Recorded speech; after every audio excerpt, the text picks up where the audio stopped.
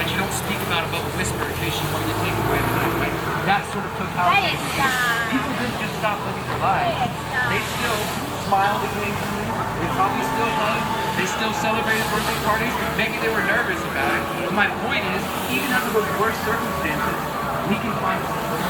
It is really a good thing, but it's also very scary. We should not allow ourselves to see what's going on is normal. Okay? So repeatedly, division and illness class were three factors. We speak Jesus. Now, maybe it's a lot of we've done the last 20 minutes. I want you to think about some solutions to what we're facing. I'm going to give some solutions to my dream. And I'm not here to tell you what not to do. I make that clear. I'm not here to tell anybody what not to do. If the solutions you want to pursue do not align with what I'm putting forth, that's fine. All I'm asking is for you to consider an alternative, right? The solutions that we're talking about tonight come out of my book called How to Opt Out of the Technocratic State. I didn't see it yet. You can download it for free at theconsciousresistance.com/how-to. We also have it in Spanish and French here. We just ran out of the English copies. I published this book January 31st, 2020, about 2 weeks before we heard the words COVID-19. And the book is 100% relevant to what we're dealing with, not because I had a crystal ball, but again, because I was paying attention beforehand. And everything we're seeing right before this was already happening before COVID was around. The solutions I'm focused on, they are not political, they are not lawsuits, they are not legal jargon.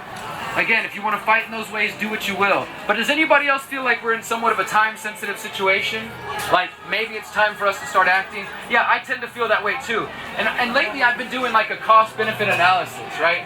And I'm trying to think, what is the best use of my time?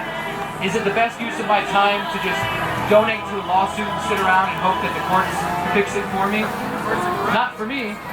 Exactly, the courts are corrupt. Is it the best use of my time to donate to a political campaign and wait till 2022 or 2024 and hope somebody takes it for me? Not for me. I don't see realistic solutions coming from either pursuing politics, violence, or apathy, or lawsuits, or those things. Again, if you want to fight in those ways, do what you can. At this point, we probably should fight everywhere we can, but we also are limited in time. So for me, I'm trying to use the solutions that are going to bring the most value to me and the most immediate and most long-term way. I'll explain what that means. So just to make it clear, the solutions are not easy and they are generational. Nothing that I'm going to share with you tonight is going to happen by tomorrow.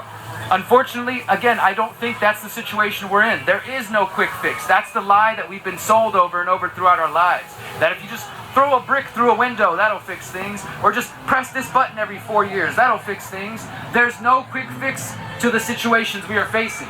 That's not the cards we were dealt.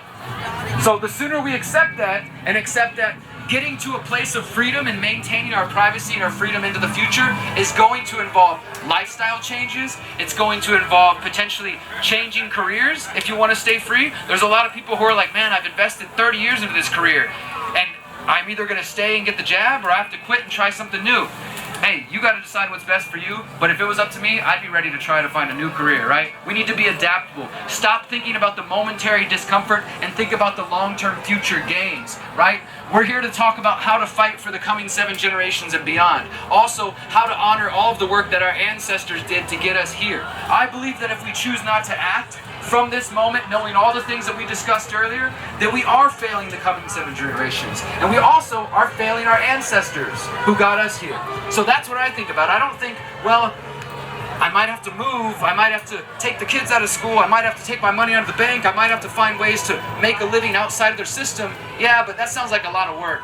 I'll just keep doing the same thing because it's easier, because I'm more comfortable, right? We need to get out of our comfort zones. So that's the number one thing. As I share these solutions tonight, if you're hearing it and you're like, I hear you, Derek, but there's no easy way to do that. It's going to take all this effort. I know. I'm here to encourage you to please start making